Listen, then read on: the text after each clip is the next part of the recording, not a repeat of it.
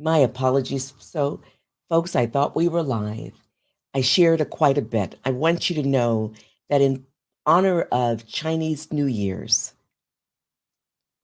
and in celebration of the start of a remarkable month that is intended to illuminate the best and the brightest, the common, the remarkable among us who've contributed so much to this country and beyond, who inspired, were highly motivational, highly committed among our many citizens and those who choose to make a profound difference.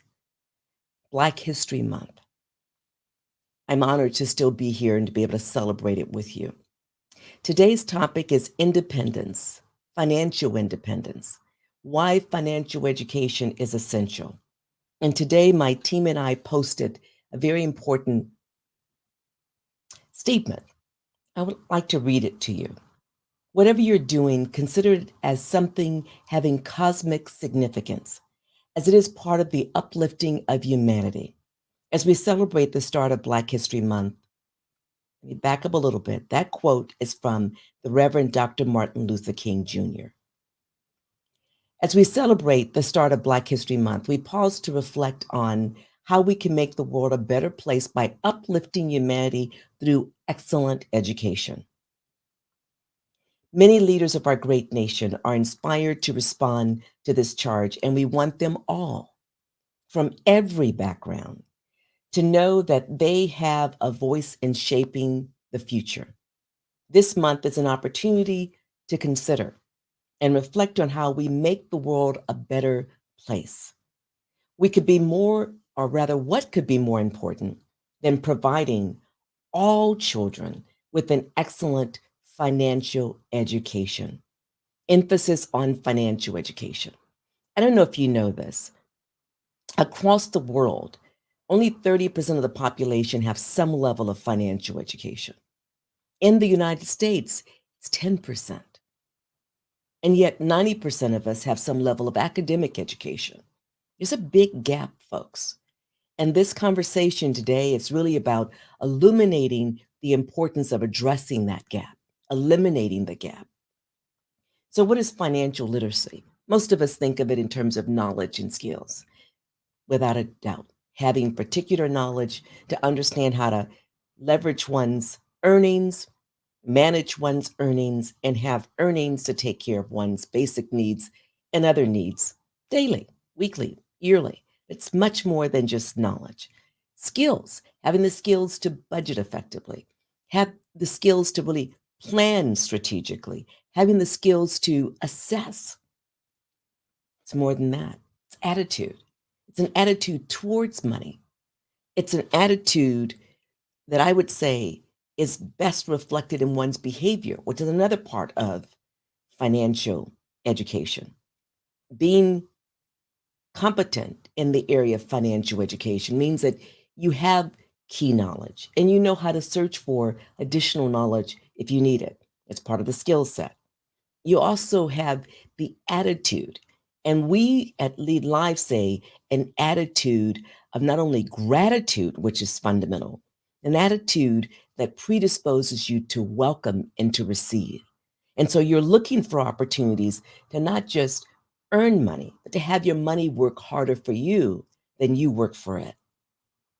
That you're predisposed to have an attitude of knowing that you can actually compound your money. And then because of the education you have, the knowledge you have, some skill set, and hopefully over time, increasingly well honed skill set, you behave in a way to let that money be protected and you access it in a way that's tax advantage. We're going to come back to that in a moment. So, financial literacy, of course, is having adequate knowledge about personal finance and not only savings, budgeting, credit management, investing, taxes, insurance, and so much more, but it's how to earn money, maybe in non traditional ways. And I had a conversation with someone recently who emphasized the significance of what's happening when compared to those of us who are older in our 60s, 70s, and 80s, when we think back and actually observe and reflect on those who are in their teens and their 20s, there's a shift. And I reminded her, she's much younger. She's in her 40s. She's brilliant. She's doing remarkable stuff on behalf of a lot of folks and at the national level. I reminded her that every generation before us has said the same thing about us. The young folks, they're doing things differently. And if we don't watch it, we're not going to be prepared for what they're doing. The elders, though, would always say, we have to help them because they don't know what they don't know. And we were all that, those teenagers, those 20-year olds. And if we're lucky, we live beyond the age of 30. Though, well, if we're here and we're beyond 30, obviously we're fortunate.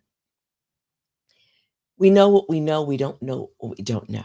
So it's important to seize the remarkable creativity, that human capital that's manifested in this genius of understandings, of ideas, and of creations, etc., that leads to things that we can't even imagine right now. But in 5 years, our life will be vastly different because of the genius of these young people.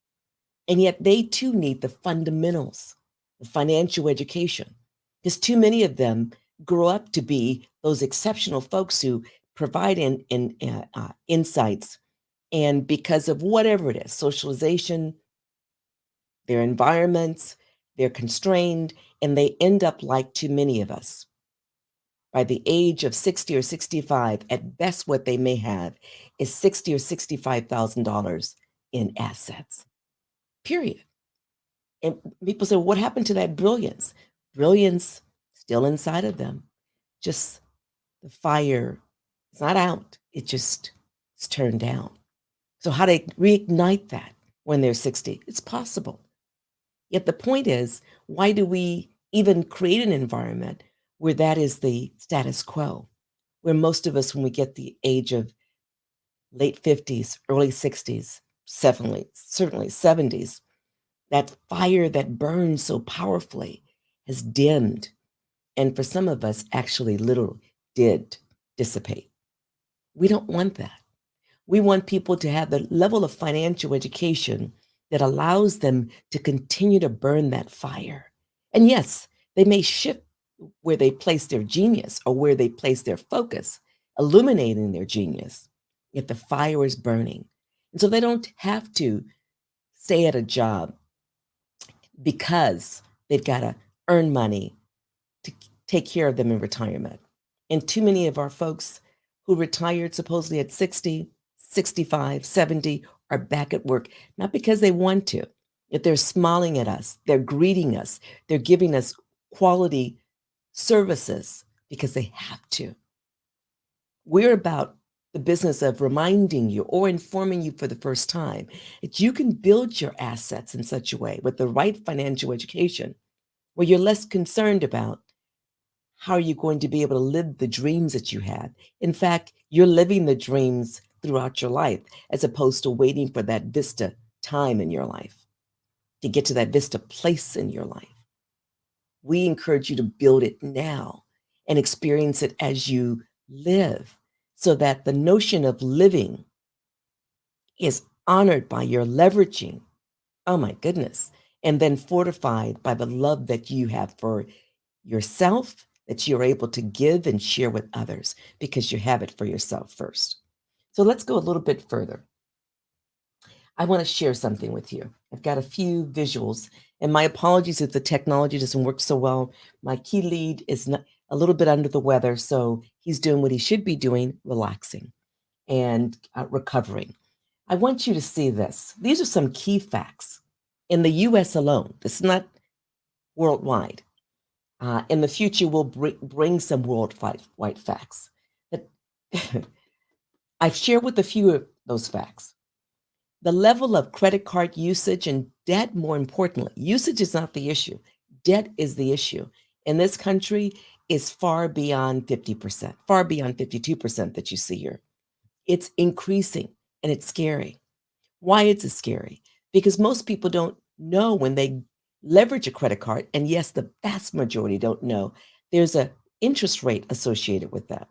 And so when those folks find out, oh, 20%, if they're fortunate, it's more like 10 or 12%, but most of the credit card debt, literally the interest on that credit card is 28%, 24%. It's high.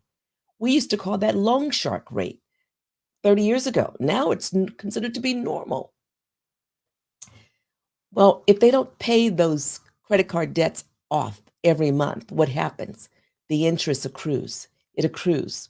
And if they think, oh, I can pay it off in 3 years or 5 years, well, they may end up paying off $500 debt.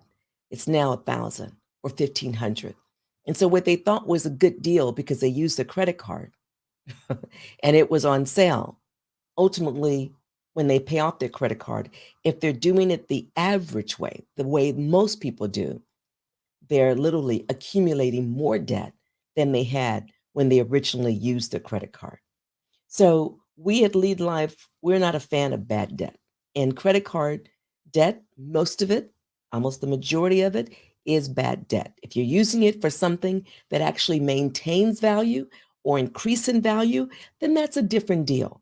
But most credit card debt is bad debt. And we encourage you, if you can eliminate it yesterday, today, tomorrow, do it ASAP. But do it in a strategic way where you actually have a bigger plan. So when you look at these different data points, and you may have taken a screenshot if you don't want to look at right now, it really reflects a lot of the distress that's in this country. It doesn't reflect all of it, without a doubt, not all of it. And when you look at this data regarding retirement statistics, it illuminates what I just said. And not only are people who are fortunate like I to reach the age of 60 or beyond only having less than $70,000 to their name. And if they were earning $30,000 a year, that money will be gone in about 2 years. If they were earning $60,000 a year, that money is gone in less than a year. So they have to return to work.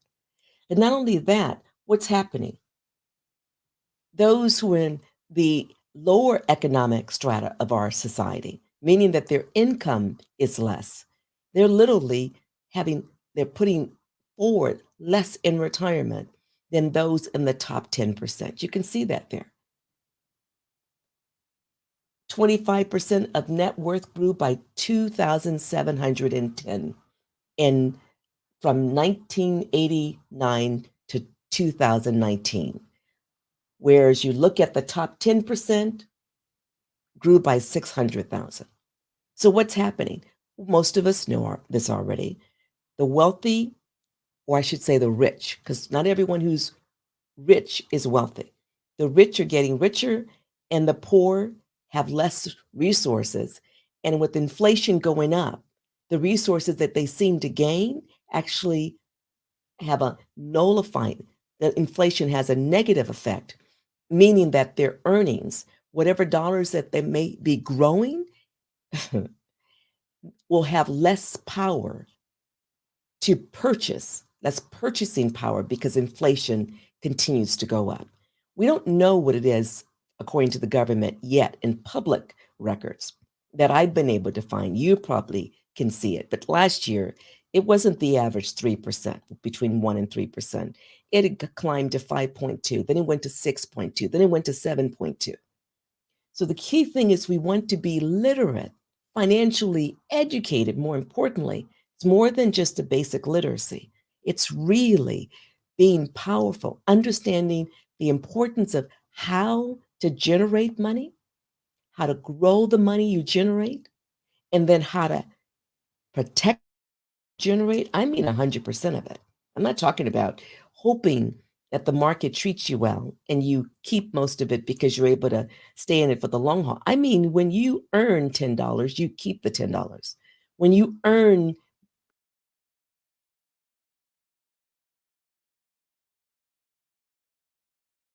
instruments, you keep those new earnings and then you grow. And that's what we call compounding. That's what we call the rule of 72. It's a whole nother discussion. So you see the retirement statistics. And I said financial education is a higher level of financial literacy. It's not just knowledge, it's not just skills, It's attitudes and behaviors.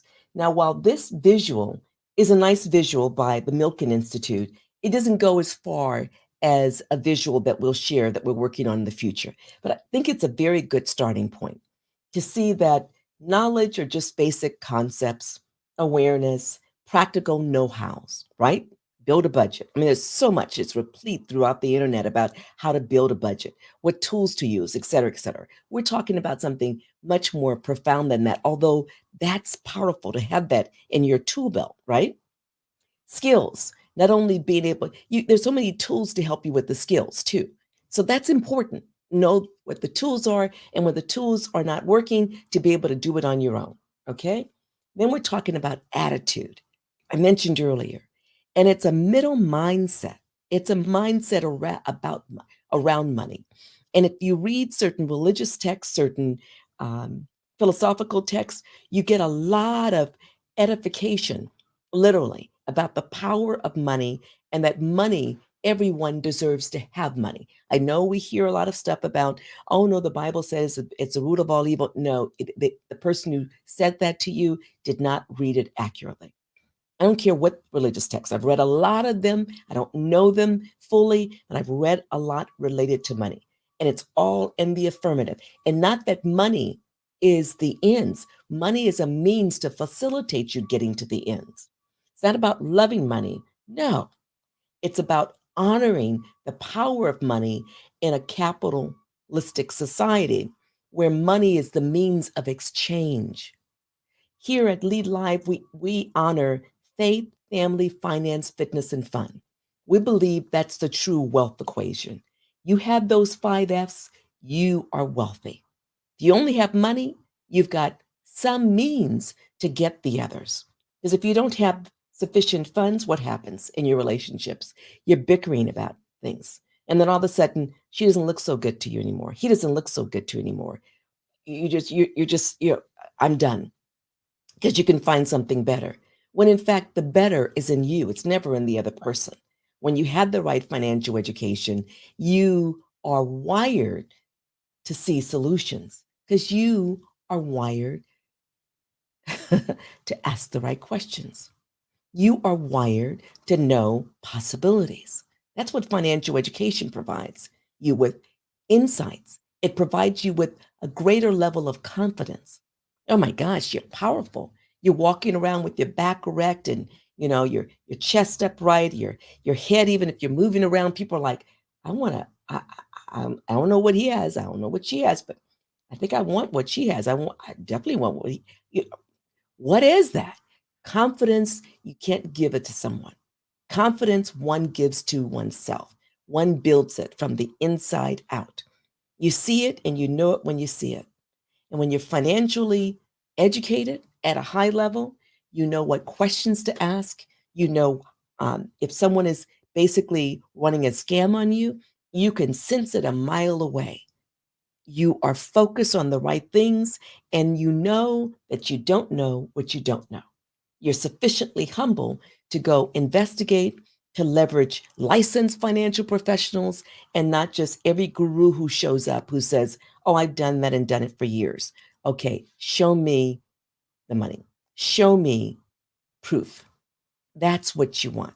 When you're financially educated, your movement in the space that we reside is powerful and palpable. So, why is financial education essential? I already said it. Embedded in what I shared earlier. It's learning the benefits of having money and how to leverage money.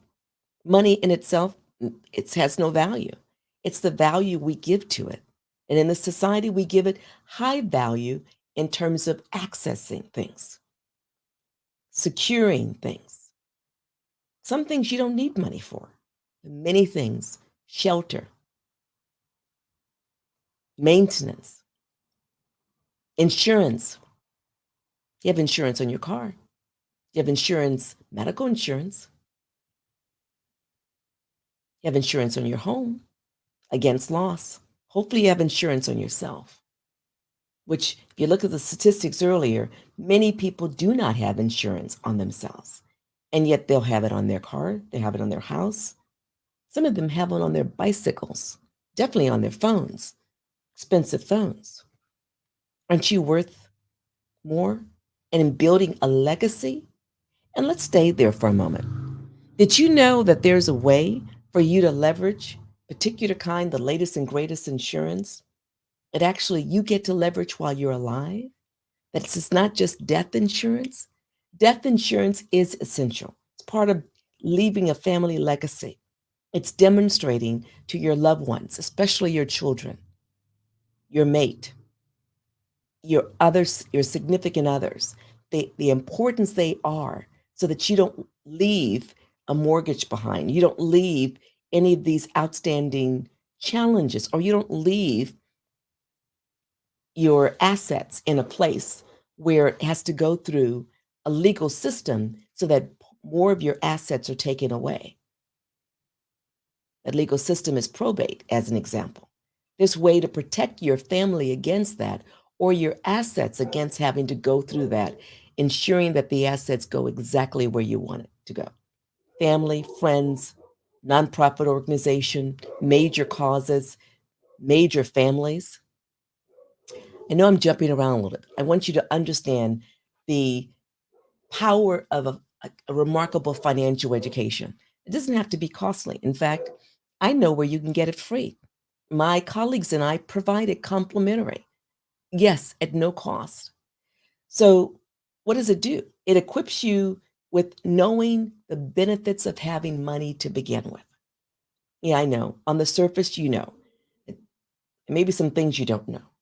Remember, the more I learn, the more my colleagues and I learn, the more we know we have to learn. And things are shifting. But most importantly, the power of getting accurate and timely information is invaluable. The other is knowing to ask the right questions. Remember I said that? So people they're awarded a gift of a mortgage. And they're like, oh, I'm so happy. I'm signing everything. And then they later find out when they go to get it refinanced because the payments have skyrocketed. They didn't know they had a variable account. And they didn't even know what variable was. And they didn't know that the interest rate would continue to go up over every 3 or 5 years or whatever the time frame is that's in that contract. They didn't pay attention to the details, folks. Hopefully you viewing, pay attention to the details. That's what a financial education provides. They're helping you ask the right kinds of questions. Learn how to manage money effectively. Most of us think, as I said earlier about budget, but how many of us think about being the CEO of our own lives, which we firmly recommend here at Lead Live? And as part of that, creating your own plan. And that in your plan is your vision, your mission, which operationalizes that vision, that big grand vision for your life. And then specific strategic goals. Maybe they're 2022 goals, and then 2023 goals, maybe annual goals to get there, and maybe 3 or 4 major strategies that you're using. Not a big 50-page plan, a simple, it could even be 2 pages, the plan. And then you've got a budget that you attach to it. Just like you're running a business. You've got a plan, and that plan is operationalized with resources. Your budget resources, your human resources, your technological resources, your facilities resource. You define the resources. Can you imagine having your own plan if you don't already have one? And the power of that? And then being able to say, my vision is to solve this on the planet. And if you told a family member or a friend that, they say you lost your mind, and it gets you up in the morning, you're excited, so you keep it close to the chest. You know what it is. And then you literally say, my mission to operationalize that vision is to do this. And then my goal year to year to get me there is this. And then I'm open. One of my goals is to welcome the expertise to my life so I can do A, B, and C.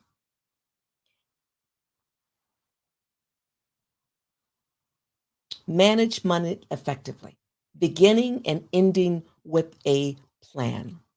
And that has, as part of that plan, your spending, your earning and spending plan. So a lot of folks think, okay, I create that. It's just, but I work at this one place. I'm not saying you leave that workplace. I'm not saying that you stay there. I'm saying you have a plan, and then that plan's going to inform you. You're going to feel what you should be doing. You're going to intuit what you should be doing. And then you're going to get good information. And then you're going to decide, okay, where I'm at, I'm going to move up the ladder so I have more assets. I can make the more profound difference that I want to make. And that's how I'm going to achieve my plan. Or someone else may say, you go do your thing. That sounds cool. But what I'm going to do is I'm going to build this because this is what I need to do in order to actualize my vision. And in the process, I'm going to meet my money goals on that path. Now, let's be clear, the path may be very challenging. In fact, if it's worth anything, it will be challenging.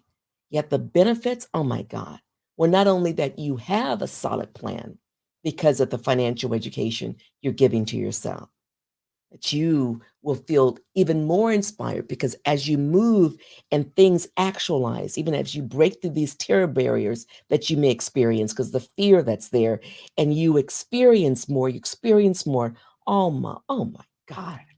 The internal confidence, the gratitude for self and appreciation for your fortitude, your unwavering commitment. Oh my goodness. And then the expansive welcoming others with expertise who've got a similar vision, who wants to mastermind with you and help you take off, which is the way all of our successes occurred. None of us have done anything 100% alone. I don't care what someone may say. If you literally look at the details of their experiences, you'll find that one or more individuals or organizations stepped in to give them something, whatever the resources, ideas, creativity, res- financial resources, capital, technology, whatever it is that allowed them to take off. And we all need that. And that's to be welcome. Why? What else is a benefit? We learn how money grows. Most of us think money grows by putting in the bank account. Well, there's something called infinite banking. And if you want to know more, you contact me.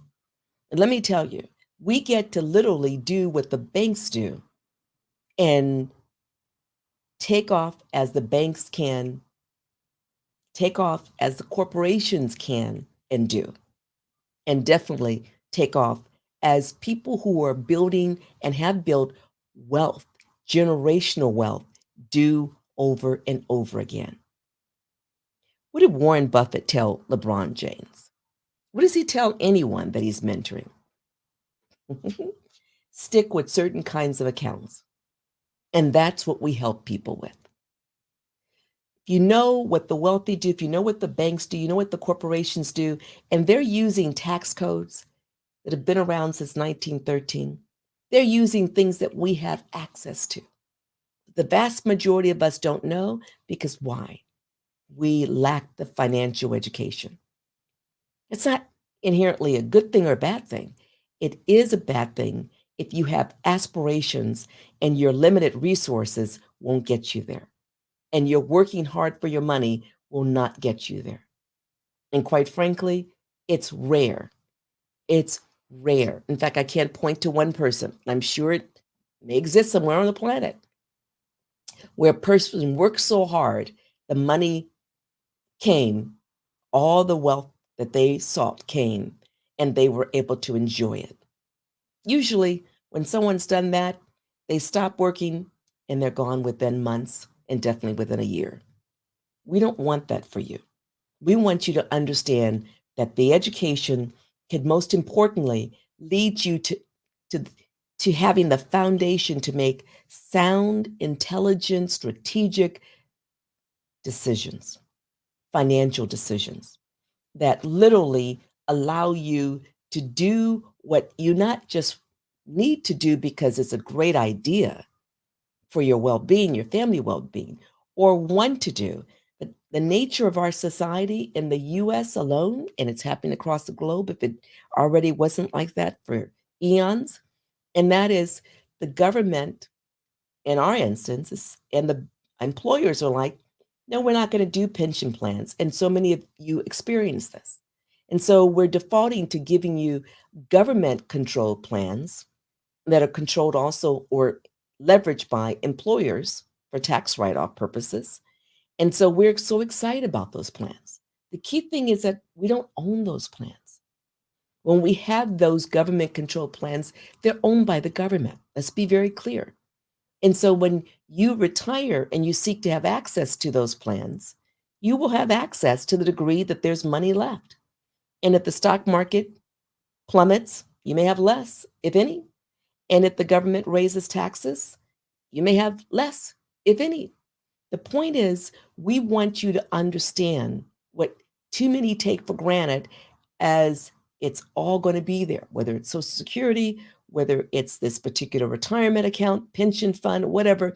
We want you to understand it because where is our society going in the US and has been for over 20, actually 30 years, is moving towards individuals managing their own accounts.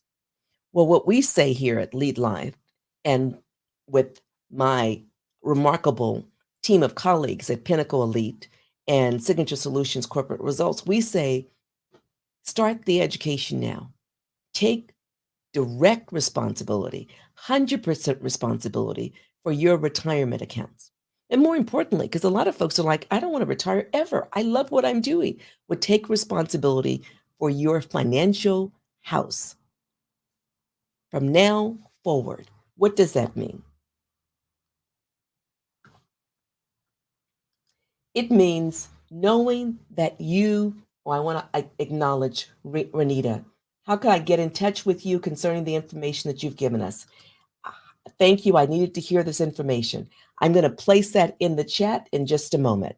Uh, definitely for all of you to know.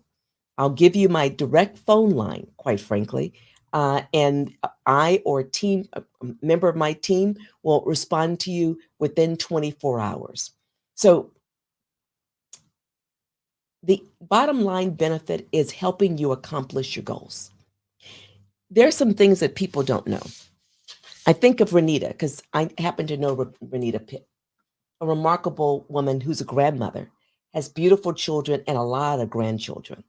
And if all the parents and grandparents knew that literally you could like this take care of your children and your grandchildren's and your great grandchildren's and on financial needs. So what they're doing is they're literally able to live their dreams. Would you say yes to that? If you could take care of their financial needs now as you're alive and before you transition, and then subsequent generations don't have to worry about financial needs. They get to live their dreams. And quite frankly, I believe when we're healthy, we're predisposed to care about the greater good. And so we'd have more people taking care of the greater good than appears to be now. Yeah, there are a lot of people taking care of the greater good. They're struggling. We had in our last broadcast last week a remarkable leader who's in a space helping to ensure families are no longer homeless, individuals are no longer homeless, Tamika. And she talked about how our key workers who take care of us in hospitals, in clinics, in major facilities, and just department and grocery stores are sleeping in their vehicles, are sleeping unconscious, and much worse off. An increasing number of them are sleeping on the street. And we say we care as a society. I say we will demonstrate that when no one of us is in that condition. Yes, I know people say, well, some people want that. I've yet to meet a homeless person who wanted to live on the street. I met a lot of individuals who are on the street because of horrific experiences they've had. I've yet to meet one homeless person who wanted to be there and deal with the um, horrific conditions at any given time that they can't control. So while I'm sharing the next piece, I want you to think aloud. What does one do? What do you do when you are financially literate and independent? Think about that for a moment as I type my code in. What does one do when one is financially literate and independent? I want you to think big.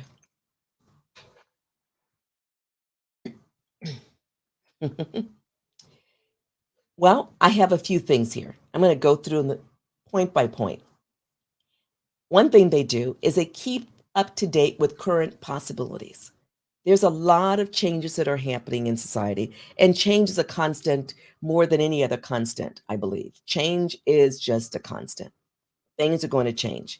Technology, the whole notion of currency. We currently use dollar in this country, we use other kinds of currency around the world. Currency is changing from literally handing someone something. We already know we do it electronic now. And wow, can you imagine in less than 10 years?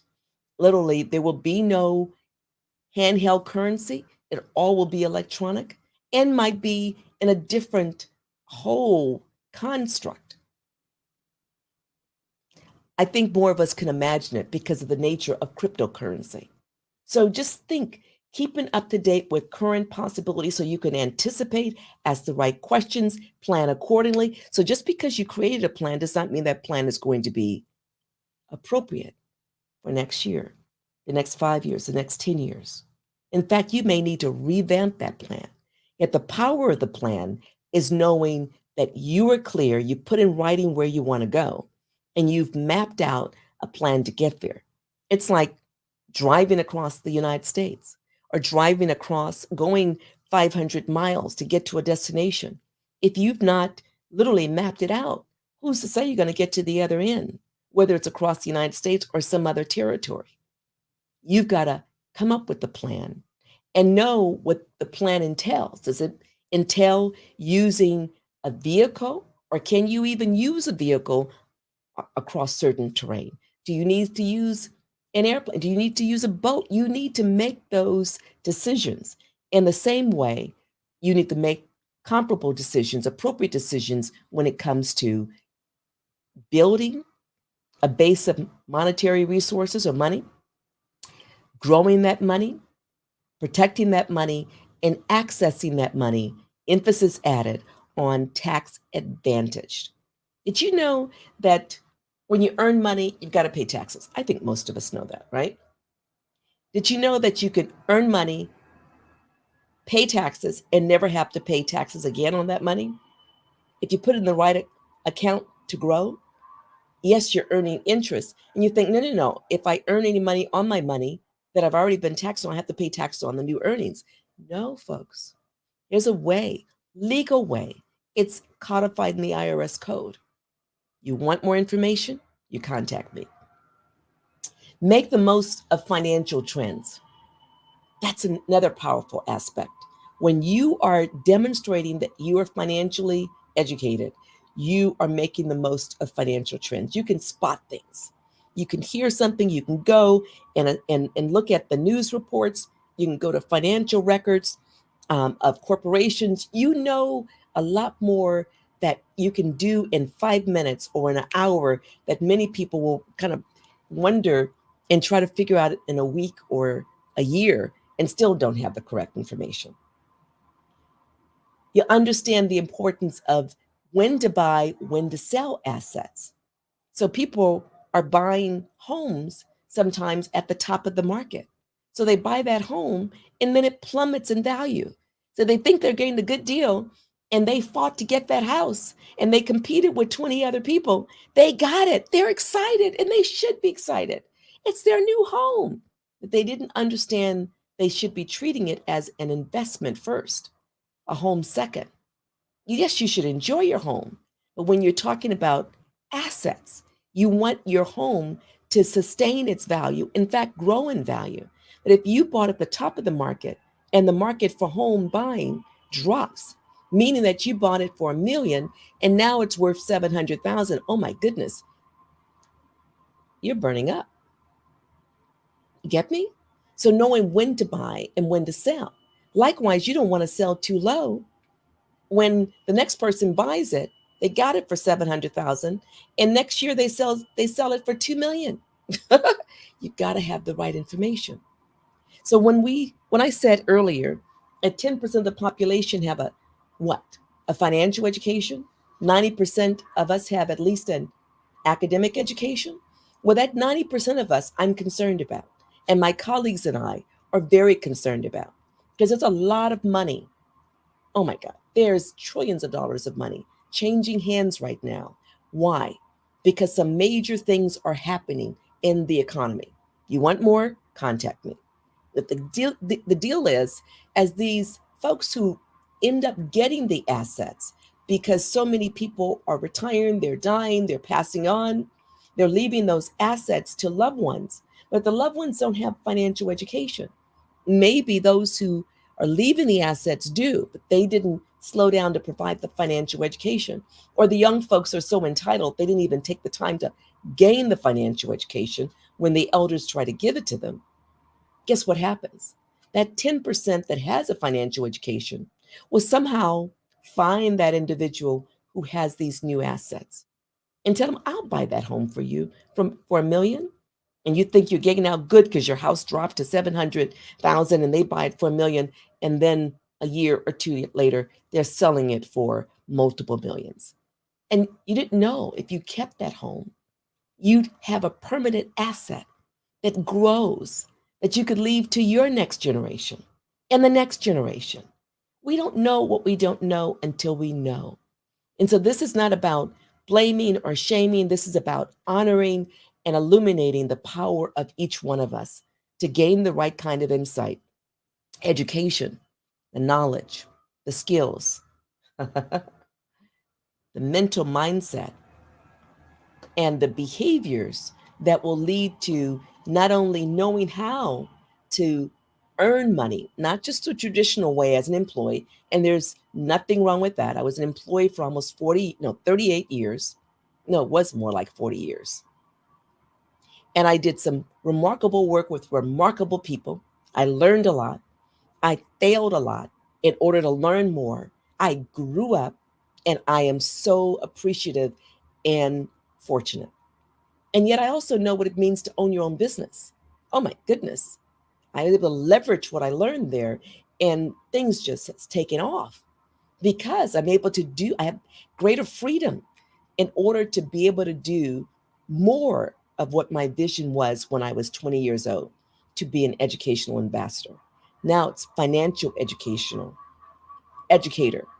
ensuring that more of us understand the underpinnings of our financial system in our respective area. Because when we do understand it, we're able to leverage it to our advantage. And what is the number one word used by those who are among the one percenters? It's leverage. Leverage, leverage, leverage.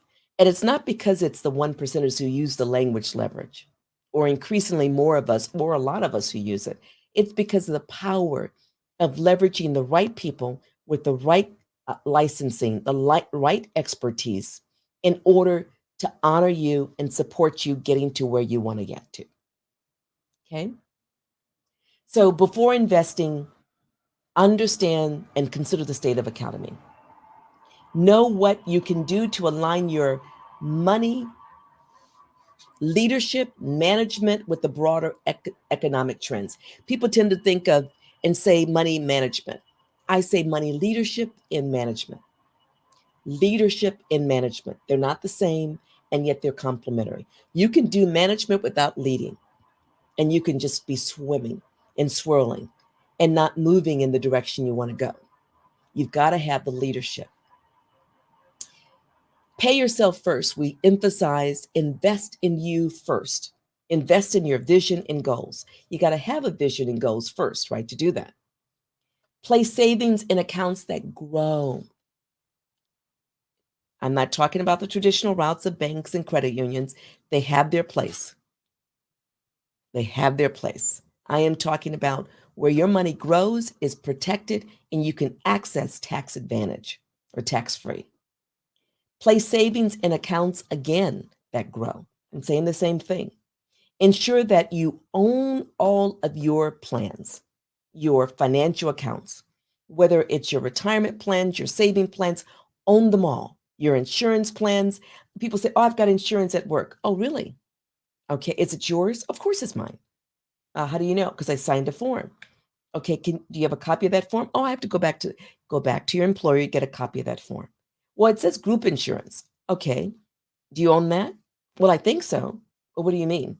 Go back and well, my department, they don't know, they can't answer my question. We'll have them refer you to the individuals or the company that can answer your question. You need to know what you own.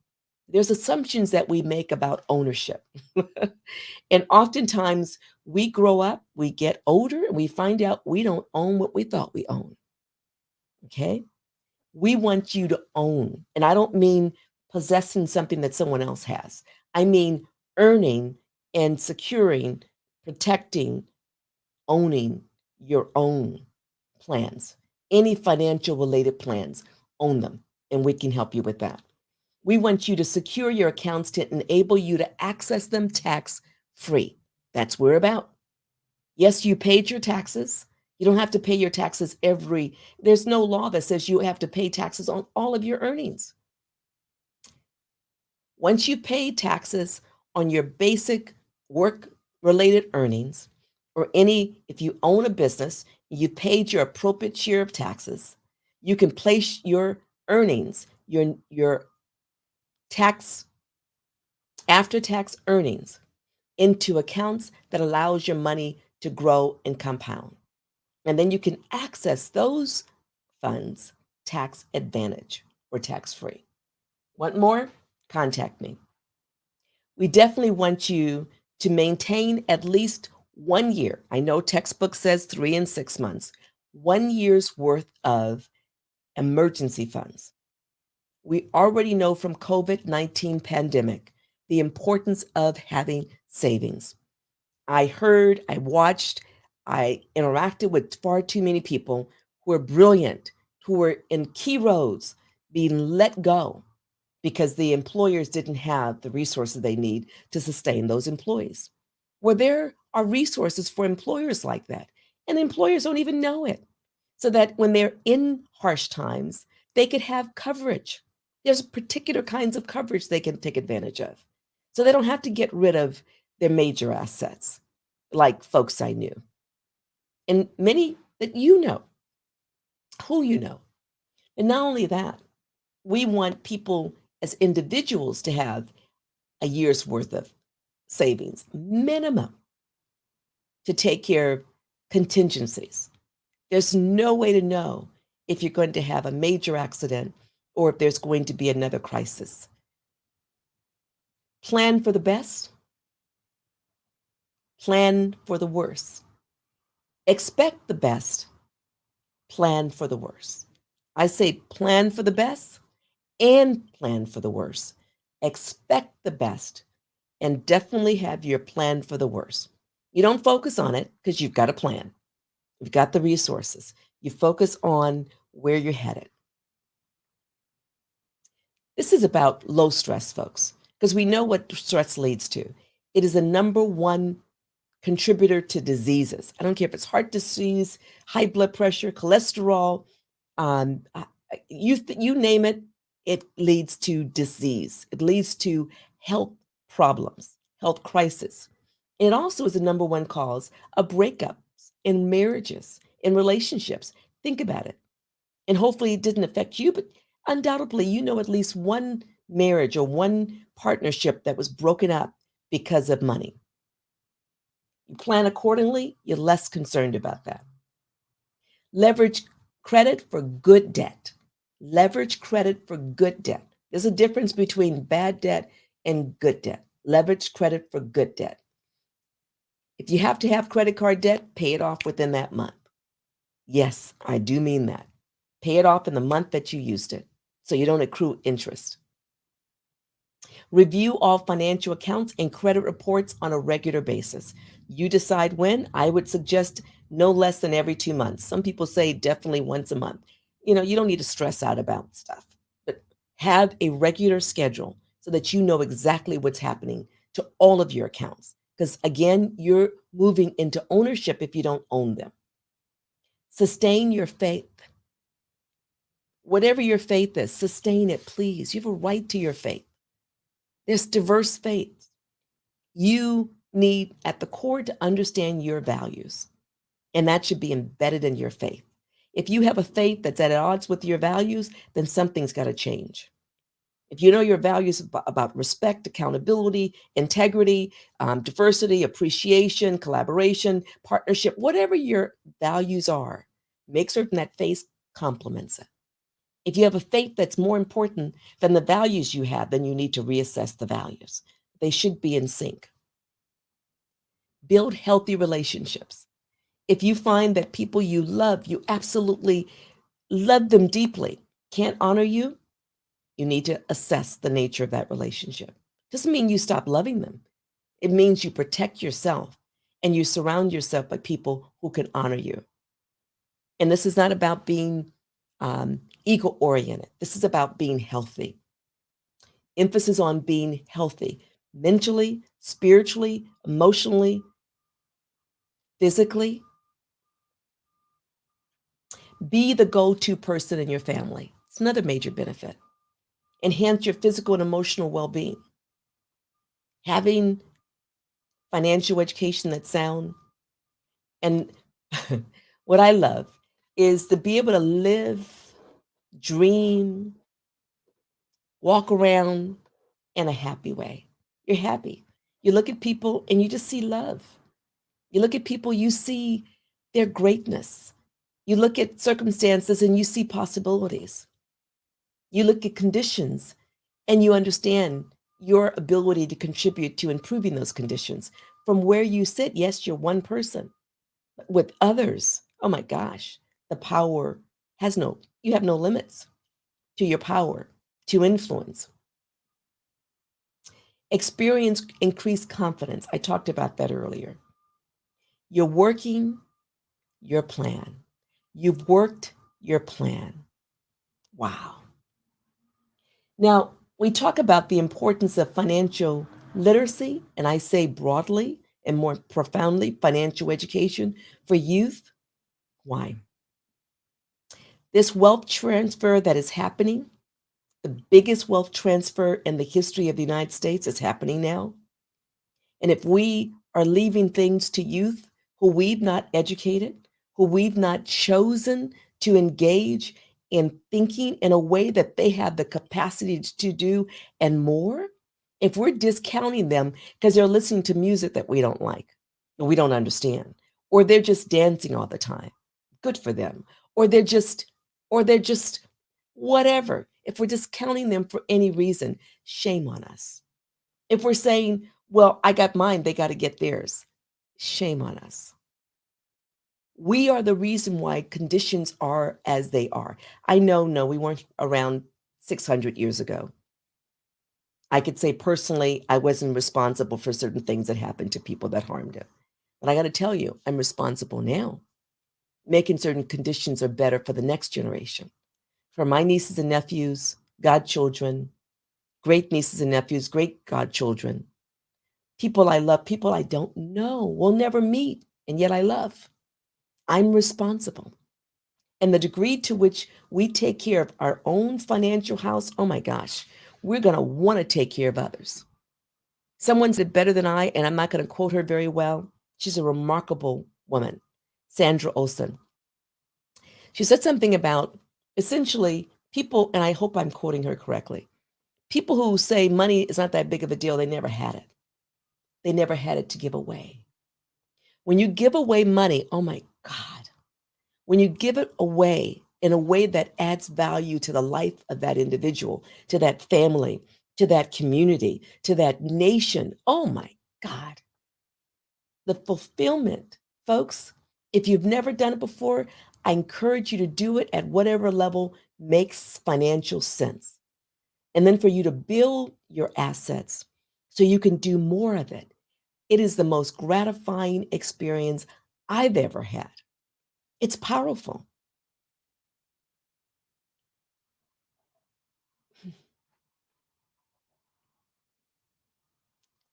Get better sleep, feel more prepared, see yourself through the eyes of a potential lender, spot a bad deal when you see one, work less, be happy, have fun, enjoy your family, create a family that you enjoy, choose to be authentic. Yeah, it's amazing. All those things, including choosing to be authentic, isn't, for some people, a result of them manifesting their financial goals, becoming independent. And I would encourage all of us to choose to be authentic on our journey to getting there. Because we want to be able to look back at that journey and say, while there was some tough pieces to that experience or those experiences, some rough roads. Not only did I meet every challenge or meet most, because some people cleared the path for me along the way.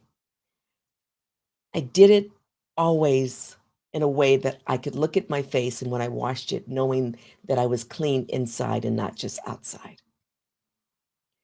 So when we say financial independence and we say financial education, we're talking about you choosing to do what increasingly more people are talking about. Finances or money encompasses all aspects of our lives, even if we don't want it to. What did Latoya Gore, Director of Office of Financial Literacy for University, say?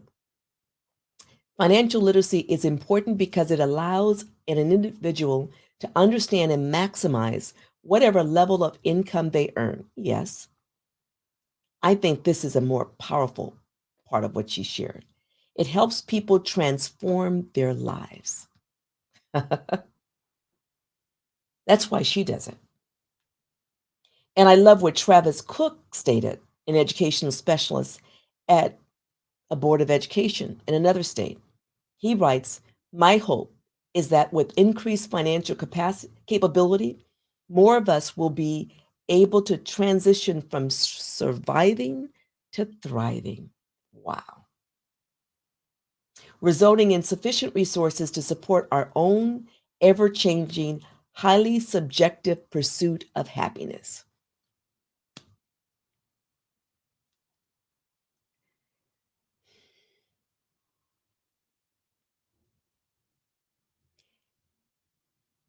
Move from striving to thriving. Understand that you get to transform your life throughout your life. Who you were as an infant, I am certain was gorgeous, beautiful, full of possibilities. Who you were as a child, or maybe some of you are still are children, you're watching this. I'm proud of you. You're awesome. You've got great capacity. Who you are as teenagers moving into young adulthood, oh my goodness, magnificent possibilities. As a young adult, incredibly linked to implementing possibilities with increasing levels of education. And if you seize the moment and end up being my age or older, continuously learning, you are literally demonstrating the solutions that we need in this society. We need everyone to be financially educated, folks. And not just for me, not just for you, but for this society to function in a way that is arguably in a way that we've never functioned before. We need new ideas. We need new systems. We need new structures. We need new ways of paying it forward in order to elevate our entire humanity. So please engage. Please educate the youth. Please expose them to folks like me and others. There's a number of us who are licensed financial professionals. Leverage us, learn, and know that there's some of us, we do this, it's complimentary. We get paid very well, but we don't need you to pay for our services. Okay? Honor each one of you. Wish you only the best. Lead Live functions as a resource to you, all of you. Keep moving forward. We hope that you're always inspired, and most importantly, that you're able to walk away with some gems, nuggets that you can use right away. And until we meet again next Wednesday, noon Pacific Standard Time, 3 p.m. Eastern Standard Time, or at the time that you know and wherever you're at on the planet, please take very good care. Continue to exercise safety. Most importantly, have fun. Be happy. Enjoy this life now. Wado.